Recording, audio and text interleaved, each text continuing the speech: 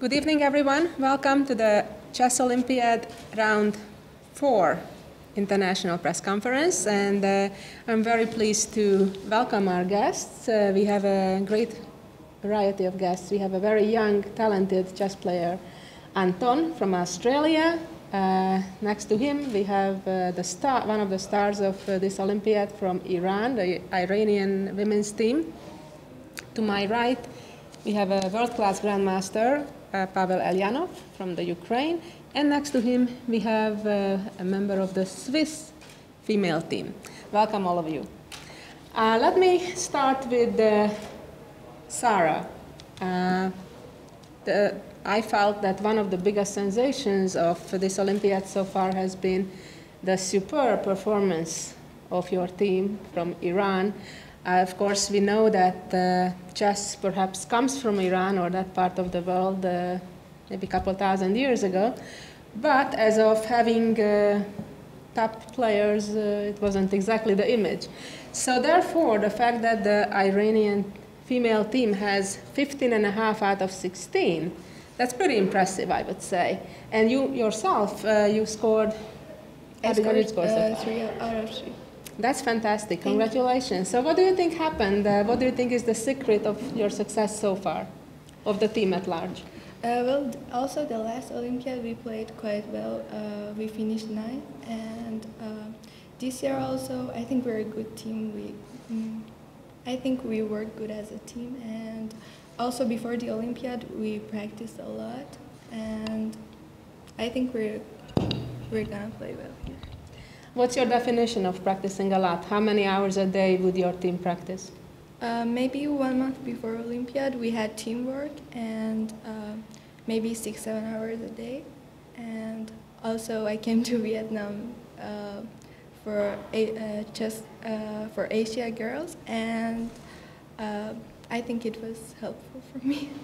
Well, that's wonderful to hear that in all parts of the world, chess is developing so with such leaps. That's fantastic. Let me next go to our youngest guest on this conference tonight. Anton, you are only 13 years old and not only the member of the Australian national team, which is a fantastic achievement in itself, but as I understand, you won all your games so far that you played. Is that correct? Yes. Congratulations. Thanks. Tell a few words about yourself. When did you start playing chess, and who taught you first?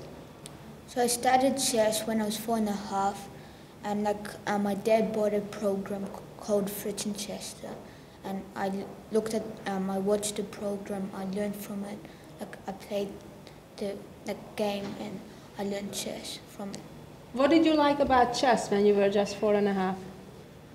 My dad was playing, and I was encouraged from my dad to play. So are you going to school regularly or are you homeschooled? I go to school. Regular, yeah? Yep. What's your favorite subject in school? Maybe mathematics. You're good at it? Yep. That sounds good. And so how much time does that leave you to study chess? A day or a week? Kind of, the school doesn't really give me much homework, so I've got quite a lot of time to study chess. Do you have a coach? Yep. Who is your coach? In Moscow, GM Vladimir Belov. That's excellent. I also heard that you just recently made your 3rd norm for international master, right? Yep. So all you need is to make the 2400 rating? Yes. To get the title. How much do you have to gain to get there? Yeah, I think my live rating is somewhere between 380, so 20 points is kind of left. Excellent. You certainly proved that your math is good. Let's move on to my right. Pavel, you're, of course, don't need much introduction. You have been number 6 in the world in your peak. You're playing for the Ukrainian team, which is a very powerful team. Given the short draw that your board 1 had today, I was wondering do you need to get permission from the captain to offer a draw or to accept a draw? Yeah, we usually have this rule. If you want to offer draw or accept draw, you should ask the captain first. So it's just a very normal practice. So the reason why Vasily drew so quickly, frankly, I'm not sure. Maybe he just decided to have some rest, or he just he feels that he is not in his best shape so far. So all I know is that captains said that it's normal result for us. So far we are winning our match. It will be 3-1 or even 3.5 if Ruslan will win better in the game. We heard how the Iranian women's team was preparing, and of course in Ukraine it's a given that of course chess is being taken very seriously, and chess has a long history in the former Soviet Union as well as in Ukraine itself. How does the Ukrainian national team prepare for a major event like the Chess Olympiad? I would say it's nothing special and no secrets. We had just a very short training session just before Olympiad, about 5 days, and it was not, of course, very serious exercises. It was just I don't know, warming up, and okay, there is we are a rather strong professional, I suppose, and we are doing some own work, everyone in our team. Sounds good. Let me go to Camille. You're on the Swiss national team. How many Olympiads have you played so far? This is my third.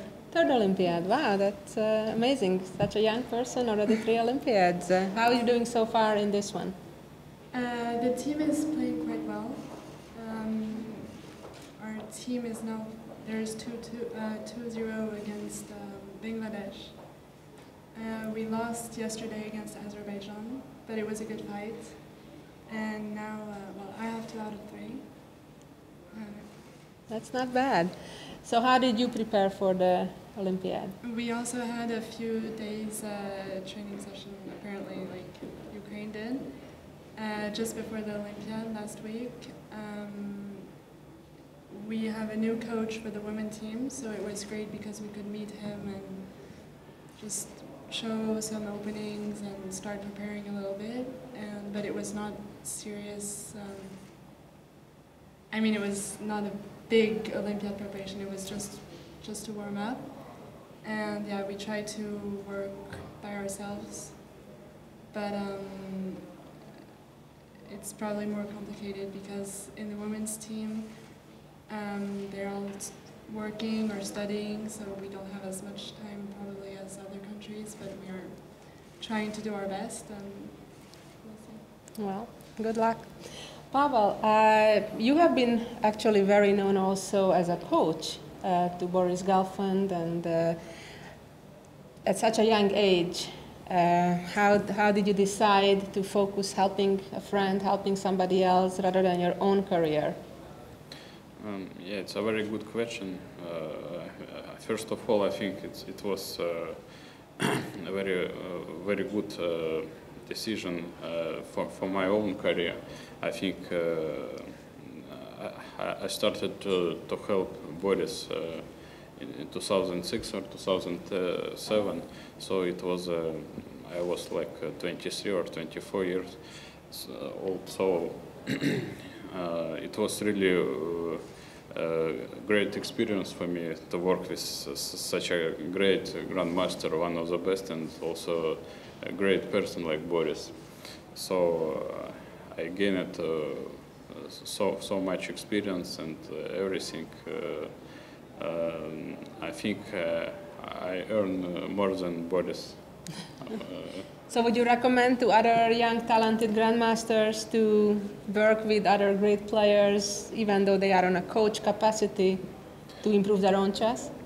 Yeah, it's very tricky because it's rather hard to work and to play in the same time, because it's of course this is rather hard work. For instance, when Boris played World Championship match against Vishan, and in our team, I was one of the seconds not the only one, and we worked so hard. I think we didn't sleep about 5 or 6 days. So. You mean at all? No. I mean, sometimes we didn't sleep. Usually it was work during the night before the next round, and I think our normal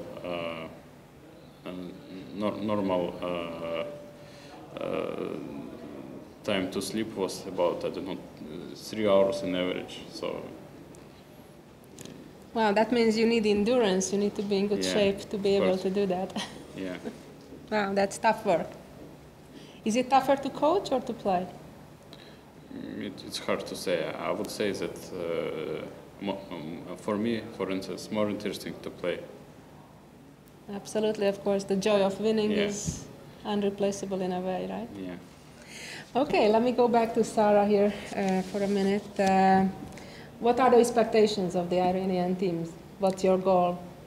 Okay, I told you 2 years ago we ninth. also ninth. So I think our first goal is to repeat it again, or maybe some better rank. That's very modest, given that so far you're 15.5 out of 16, right? Okay, let me go to Anton. How does it feel to play as one of the youngest participants with adults? And I think probably a lot of people are looking at your games because you're smaller than most of the other players. How does it feel? Does it bother you at all? Not really, because I've already played against adults from a very young age, so it's kind of normal for me to play against adults. Do you prefer to play adults or kids? Or you rarely play kids anymore since you're so good? I prefer more for adults, because like kids kind of play like me, so I don't really enjoy as much. And what's your dream in chess? What's your goal? I'm at the moment to like get the IM title, and then maybe for the GM. I don't know. Do you think you will want to be a professional chess player when you grow up? Really, no. Don't know yet? Okay, well, we had very interesting personalities and guests. I think we'll end here. And, of course, we'll open up the floor to our colleagues from the media. Any questions? The microphone is over there with Morgan. Please ask the questions. Please mention to whom the question is. Yes. Matteo Zoltan, Chess Projects from Italy. One question to Anton. Anton, why do you like chess? And if you want to convince other boys or girls to play chess, how you do that? Like I like chess because I like winning against like many chess players, and like to encourage like boys and girls to play chess is you should like make more tournaments and make them like enjoy, like see stars who play chess very well. Thanks.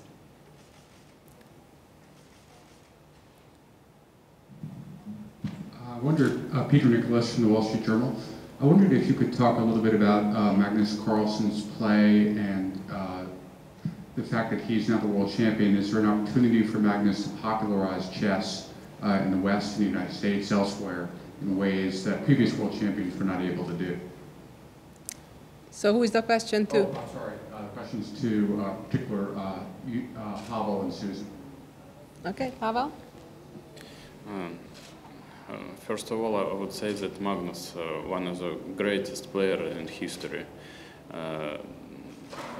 He is very close, I would say, in his style to Anatoly Karpov, one of the greatest also world champions. And from the point of view of PR of chess, he is also, maybe he is the greatest one in world champions history.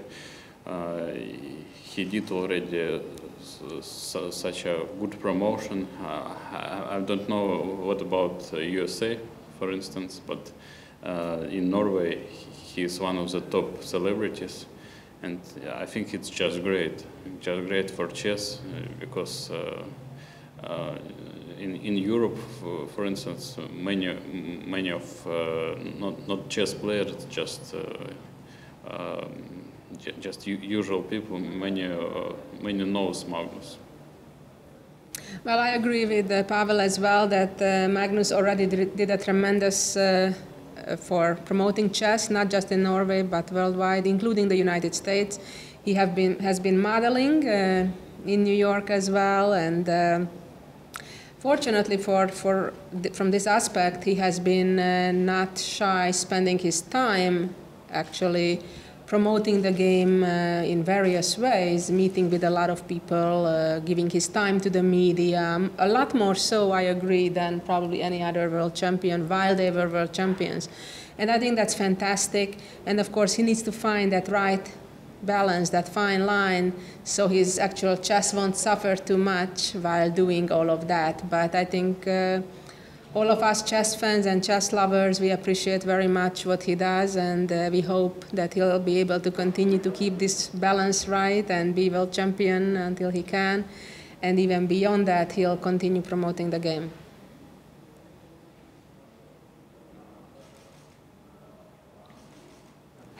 Follow-up question on both sides, I guess.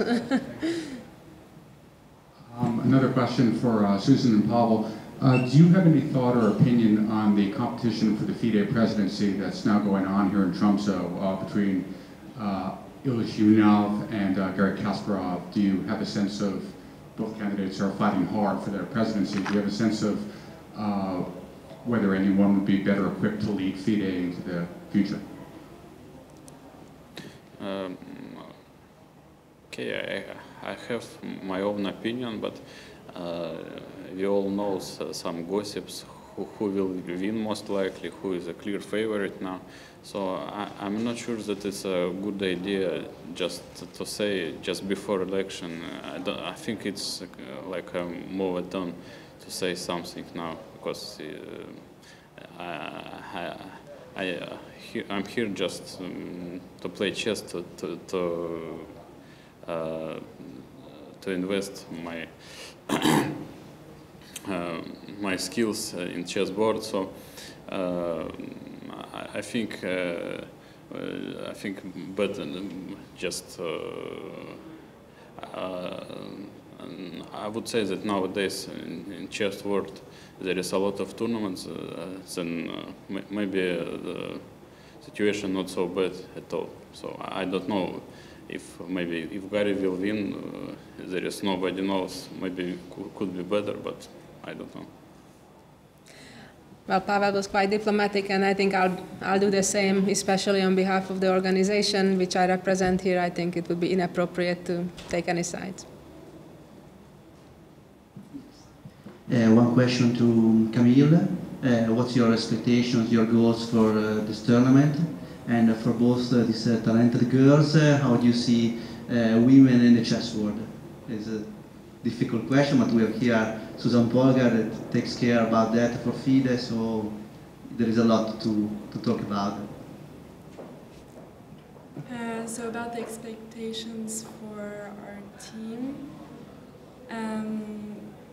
well, we're ranked 42 on the starting list, and we all agreed before the tournament that we are worth better, that we play stronger than our rating, which is a bit optimistic, but I think we could be better ranked than 42. This is just the goal for now. We are trying to improve our chess, all of us, to be stronger in 2 years, and I think we'll be able to at least show up in the good, maybe top 15 one day, maybe. If we are that optimistic, we are trying to do our best, and we'll see. But for this Olympiad, better than our starting list, our starting rank is already a good thing.